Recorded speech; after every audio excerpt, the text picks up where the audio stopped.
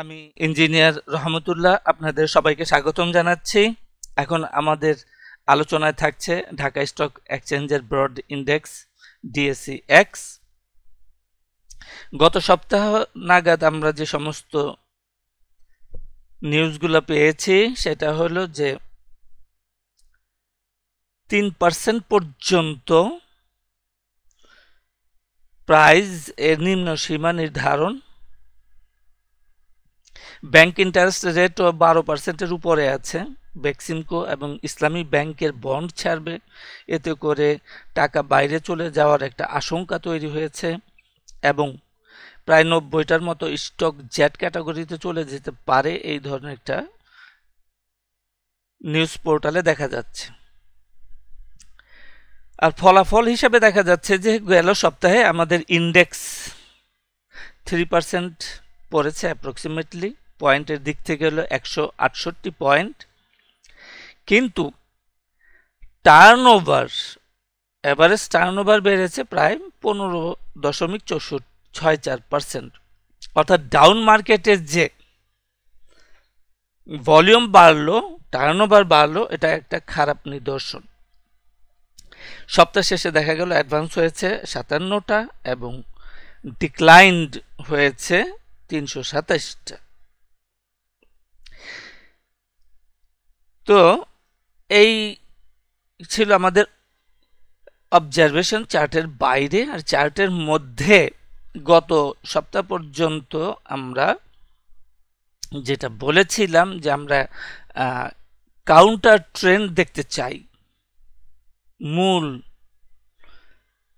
ছিল যে আমরা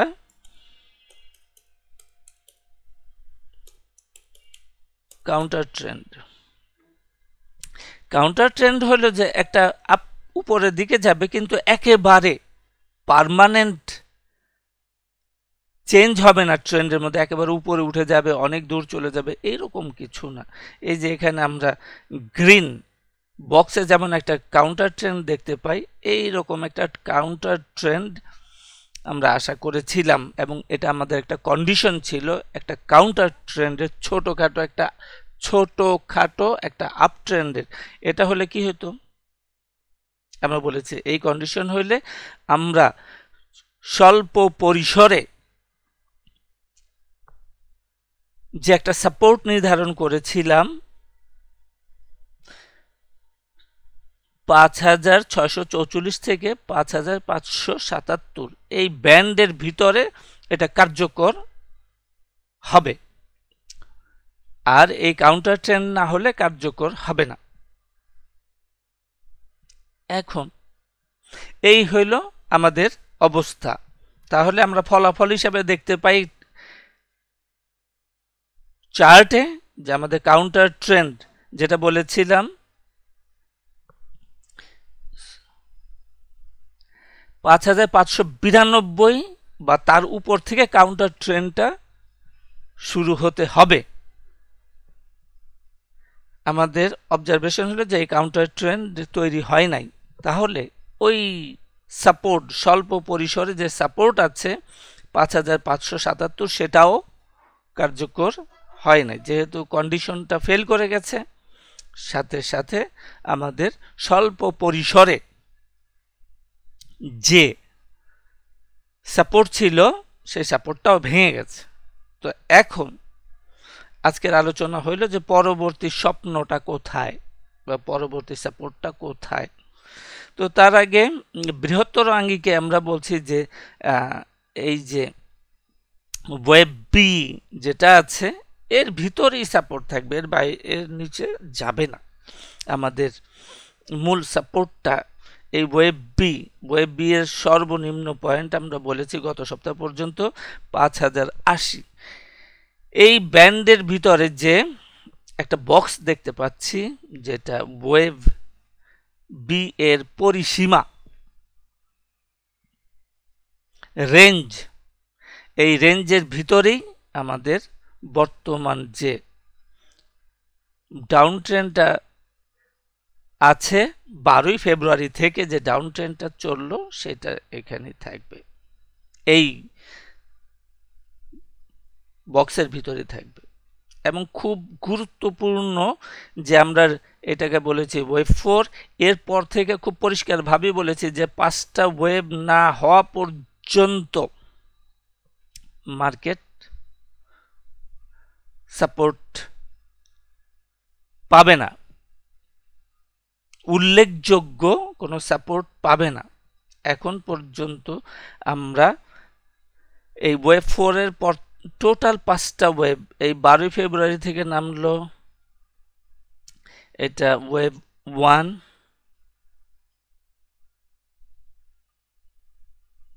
12 ফেব্রুয়ারি থেকে নামলো, এটা ওয়েভ 1, ওয়েভ 2, ওয়েভ 3, ওয়েভ 4, এই ওয়েভ 5 কমপ্লিট হইলে পরে, পঞ্চম বাহুটা কমপ্লিট হইলে পরে আমাদের এই 5ই ফেব্রুয়ারি থেকে যে ডাউন হয়েছে সেটা কমপ্লিট হবে, তারপরে মার্কেট উপরের দিকে যাবে।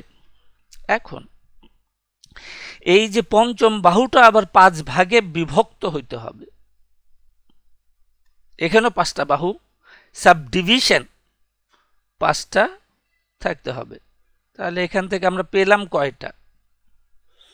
এখান থেকে 1, 2, 3 নাম্বার চলমান আছে।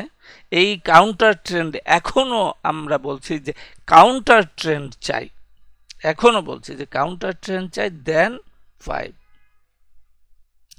অর্থাৎ এই যে কালো যে বলছি যে বৃহত্তর আঙ্গিকে 12 ফেব্রুয়ারি থেকে 5টা ওয়েভ হবে, এই পঞ্চম বাহু যেটা আছে, এই পঞ্চম বাহুর ভিতরে আবার ছোট ছোট ব্লু কালার দিয়ে দেখানো হয়েছে যে আমরা আরো 5টা বাহু এখানেও থাকতে হবে। তো আমাদের প্রত্যাশা গত সপ্তাহে যেটা ছিল যে একটা কাউন্টার ট্রেন্ড এবং 5টা বাহু, এখনো পর্যন্ত ওই প্রত্যাশাই আছে। এখনো পর্যন্ত আমরা চাচ্ছি যে একটা কাউন্টার ট্রেন্ড হোক, কাউন্টার ট্রেন্ড না হওয়া পর্যন্ত আমরা পঞ্চম বাহু 5-এর 5 আমরা পাচ্ছি না। 5-এর 5 যখন কমপ্লিট হয়ে যাবে তখন 12 ফেব্রুয়ারি থেকে যে ডাউনটা চলে আসছে সেটা পরিপূর্ণভাবে কমপ্লিট হবে। তাহলে আমাদের প্রত্যাশা হচ্ছে এখনো পর্যন্ত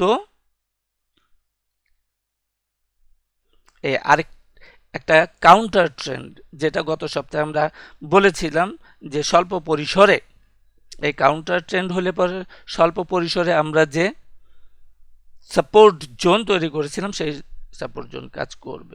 তাহলে এই বর্তমানে আমরা বলেছি যে ওয়েভ 3 চলছে, ওয়েভ 3 চলছে, ওয়েভ 3টা কোথায় গিয়ে শেষ হয়? তাহলে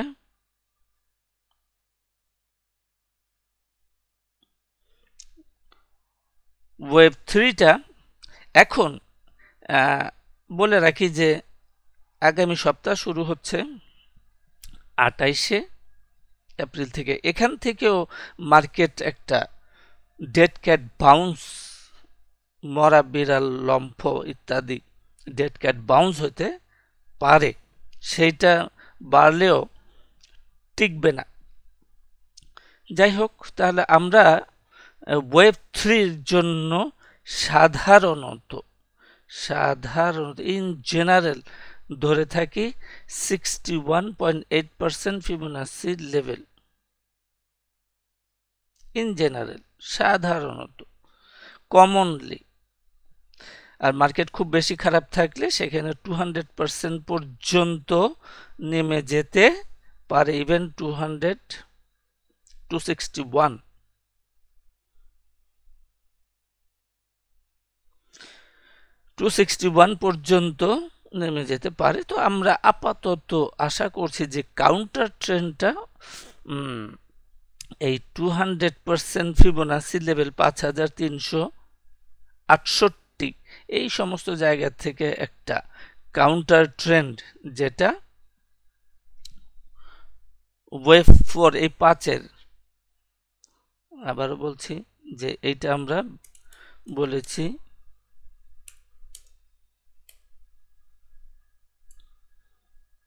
ওয়েভ 4, তাহলে এখান থেকে 5টা বাহু থাকতে হবে।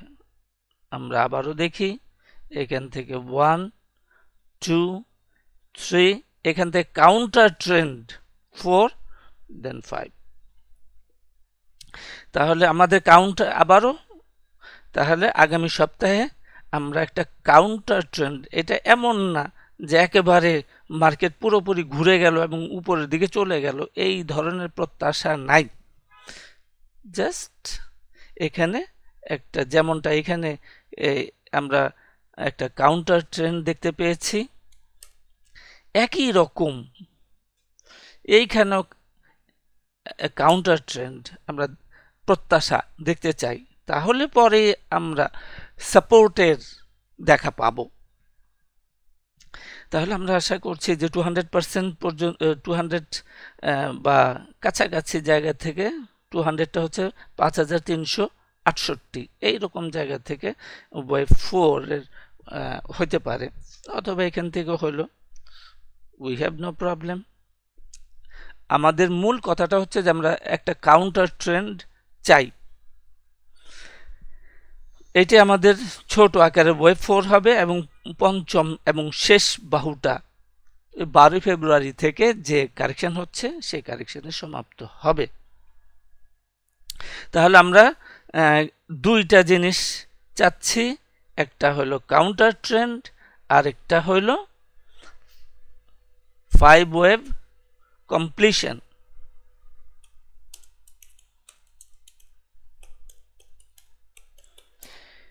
কাউন্টার ট্রেন্ড ইমিডিয়েটলি একটা দরকার, আর 5 ওয়েভ কমপ্লিশন হইলে আমাদের টোটাল ডাউনটা 12 ফেব্রুয়ারি থেকে যে ডাউন হচ্ছে এই ডাউনটা শেষ হবে। তো আজকে এই পর্যন্তই, সাথে থাকার জন্য সবাইকে ধন্যবাদ।